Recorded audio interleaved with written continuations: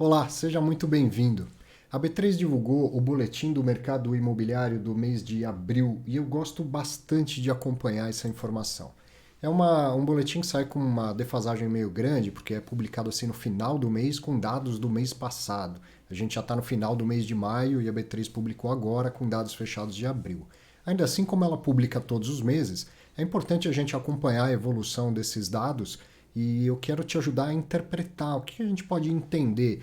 Obviamente que são é, tentativas de interpretar. O boletim não diz o porquê que as pessoas compraram mais ou venderam mais, porquê que aumentou o número de investidores, porquê que aumentou o estoque de institucionais. Ele apenas reporta dados e cada um vai tentar dar a sua própria interpretação. Eu vou te oferecer as minhas e recebo com todo o respeito os seus comentários, se você concordar, se você discordar, me ajude a pensar esses dados em prol do mercado de fundos imobiliários. Então vamos mostrar aqui, vamos ver as primeiras informações. Essa do número de investidores continua crescendo. Ao final de abril, então, 818.840 brasileiros investem em fundo imobiliário.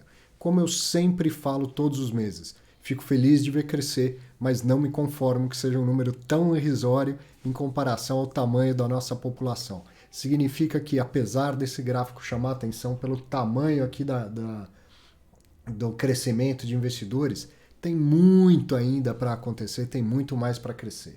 E dá para perceber que a inclinação dessa reta aqui diminuiu, né? Então, o ano de 2019 foi incrível no crescimento de investidores e agora em 2020 continua crescendo mesmo apesar da crise, mas num nível menor. Se você pegar esses boletins do ano passado, vinha crescendo a uma média de 10% ao ano, estava bem acelerado mesmo. Outro dado aqui para a gente pensar, isso eu sempre gosto de comentar, né? Aqui é o comparativo do preço de mercado do total dos fundos negociados listados na B3 com o valor patrimonial destes mesmos fundos. E aí já dá para notar aqui, ó, que diminuiu, né? Atualmente os fundos estão sendo negociados a quase 7%, 6,85% abaixo do valor patrimonial. Bom, olha que interessante, na época da alta, como todo mundo fica empolgado e super otimista, em janeiro desse ano, eles estavam sendo negociados a praticamente 18% acima do valor patrimonial. E ainda assim continua em fevereiro, acima do patrimonial, e tem uma quebra, tem uma mudança disso a partir de março. Evidente que a queda no preço das cotas explica isso. A barrinha do valor patrimonial, você pode até ver aqui que ela aumenta, mas não é porque os fundos reavaliaram seus ativos, é porque novos fundos vão chegando. A B3 todo mês tem um IPO, dois, às vezes mais. Então o valor patrimonial, a soma do valor patrimonial de todos os fundos aumenta, porque aumentou a quantidade de fundos, tá? E ainda assim, o preço das cotas negociadas na bolsa caiu bastante, a tal ponto que, ao invés de negociar com ágio de quase 18% em janeiro, agora eles são negociados com deságio de quase 7%. O que isso pode indicar? Que, em média, o investidor está acreditando que o preço dos ativos dos seus fundos imobiliários, não mais das cotas, mas o patrimônio dos fundos imobiliários, pode cair até uns 7%. Quer dizer, isso é uma média de todos os fundos. Evidente que tem fundo sendo negociado bem mais abaixo do que esse 7%, e tem fundo sendo negociado com ágio até hoje, acima do valor patrimonial. Mas é interessante da gente observar, eu gosto de observar essa evolução mês a mês. Todo mundo sabe que, na minha opinião, tem que estar o mais próximo possível do valor patrimonial. Esse 7% de diferença nem é uma diferença tão grande assim. Já chegou a ser uma queda muito mais expressiva no mês de março, mas já no final do mês de março o preço das cotas tinham recuperado bem, e aí você nota aqui na barrinha que a diferença nem era tão grande assim, né? Mas é interessante ver que corrigiu aquele exagero de janeiro e que já vem acontecendo ao longo de 2019. Não adianta teimar com isso, não dá para pagar muito acima do que vale o patrimônio de um fundo imobiliário. Uma hora vem uma correção. Por mais que você ache que é por causa da crise do Covid que era inesperada. Todas as crises são inesperadas uma hora acontece uma correção de preços. E aí o que sobra é o que de fato você comprou, que é o patrimônio do fundo. Bom, sobre o número de cotistas, ele é crescente, mas a gente pode notar aqui, deixa eu aparecer na tela, a gente pode notar aqui uma mudança interessante, ó. Vem mudando um pouco o perfil. Eu mostrei lá naquele primeiro slide que subiu, cresceu o número de investidores em fundos imobiliários, mas está trocando de mão. Quando a B3 mostra, vou até voltar para aquele slide, ó. Quando a B3 mostra isso aqui, ó, aumento do número de investidores, ela só está dando o dado final. Tinha 800 e tantos mil, agora tem 818, esse número cresceu 3%. Evidente que não houve só entradas. Teve gente que saiu, que é muito comum em momentos de queda forte, investidores venderem suas cotas, suas ações, até títulos públicos. Até no Tesouro Direto, quando tem uma queda acentuada do Tesouro IPCA, que aconteceu nesses 2 meses anteriores, as pessoas vendem desesperadas porque caiu. É um comportamento humano, assim, isso não vai mudar nunca. Então é natural que muita gente tenha saído do mercado. O que acontece é que entrou mais investidores do que saiu. Agora, se dá para perceber isso de uma forma interessante aqui, ó, quando a gente vê como está mudando de padrão. Olha que interessante. Em dezembro de 2019, 16% desse estoque, ou seja, aqui a gente não está falando do volume negociado, do estoque. Onde estão as cotas dos fundos imobiliários? Você comprou por uma corretora, então está lá na sua corretora, certo? Você faz parte do estoque de pessoa física. Já os institucionais respondiam por 16% desse estoque. O que é institucional? Principalmente considerado institucional aquele investidor dos fundos de pensão, seja de previdência complementar aberta, como um PGBL, um VGBL, ou previdência complementar fechada, os famosos fundos de pensão, esses são considerados institucionais. Outros investidores, fundos profissionais, talvez fundos de fundos estejam aí. Não existe uma regra que defina o que é exatamente institucional. É aquele investidor de uma instituição. No entanto, um desses quadrinhos, aqui eu não pus a legenda, um desses quadrinhos aqui fala de instituições financeiras. Então, um pedacinho pequeno dessa pizza são instituições financeiras. E a B3 não diz o que ela classifica como instituição financeira e investidor institucional. Então pode ser que os fundos de fundos, os FOFs, também estejam aí incluídos, tá?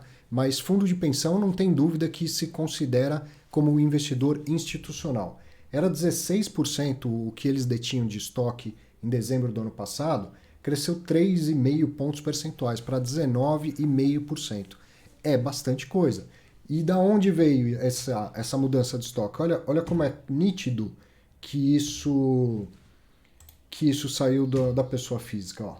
Era 77,35, agora é 74,23. Ou seja, cai 3 pontos percentuais aqui, aumenta 3 pontos percentuais aqui. Então, mais uma vez, isso nos leva a crer que apesar do crescimento do número de investidores, bastante gente saiu ou vendeu boa parte das suas cotas. E quem aproveitou para comprar?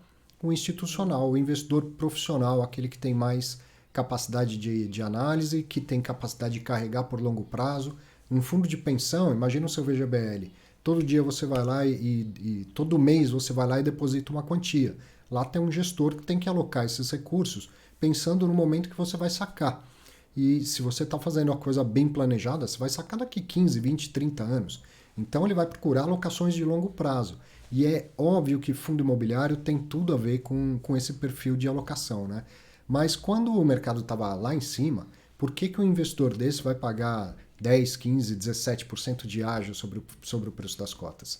No momento em que vem uma crise e as cotas caem, sem dúvida é hora dele aproveitar e começar a montar as posições ou aumentar as suas posições. Então me parece claro aqui uma troca de mãos, boa parte dos investidores pessoa física.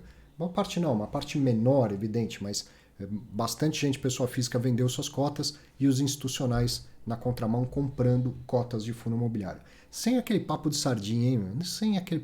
Você não sabe qual é o real motivo que leva alguém a vender as suas cotas. E se vendeu porque perdeu emprego e precisou fazer dinheiro e aproveitou a liquidez que tem em fundo imobiliário. Quando você chama alguém de sardinha, você se coloca num pedestal como se você fosse muito melhor, mais inteligente que qualquer outro investidor, e não tem isso. Estou simplesmente mostrando que saiu essa mudança, assim, 3 pontos percentuais a menos do estoque na mão de pessoa física, 3 pontos percentuais a mais no estoque de institucional.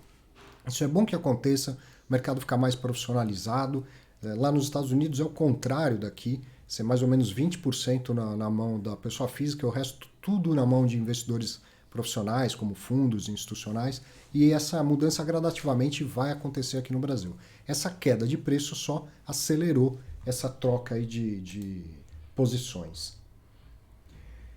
Outro dado aqui importantíssimo, deixa eu colocar o PowerPoint para você ver na tela, é sobre a liquidez. Liquidez é muito importante. Fundo imobiliário, por natureza, é um ativo ilíquido, já que é proibido fazer resgates. Então você emula a liquidez com a negociação que tem em bolsa, que é uma excelente alternativa, então, para atenuar esse problema de liquidez.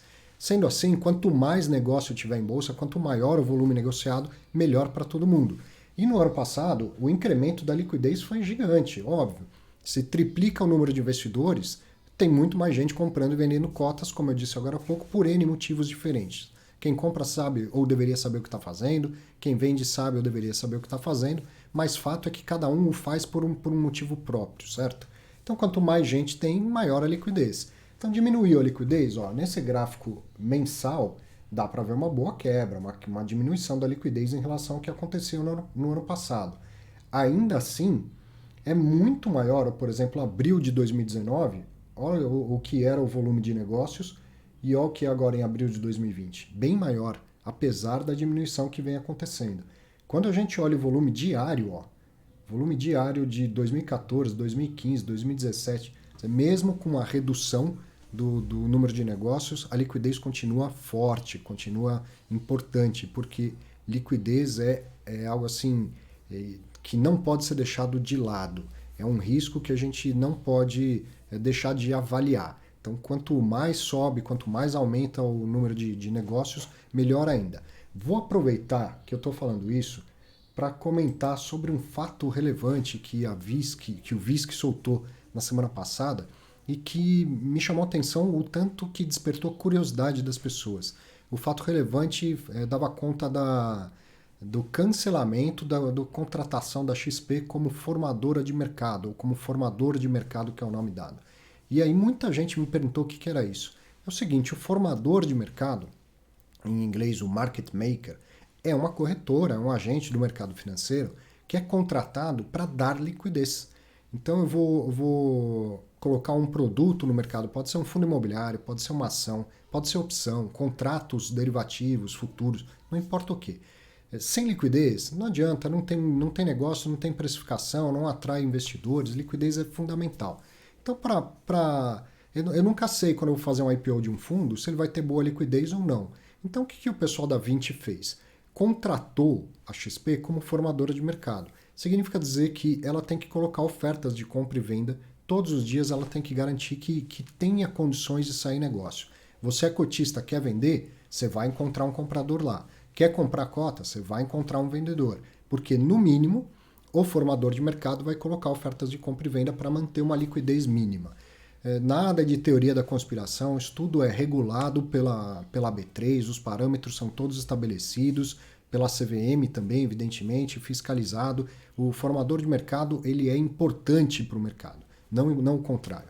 Acontece que, à medida que a liquidez cresce, então, o próprio pessoal da Vinci foi observando que, especificamente o fundo deles, vamos dar uma olhada de novo no PPT, liquidez está subindo.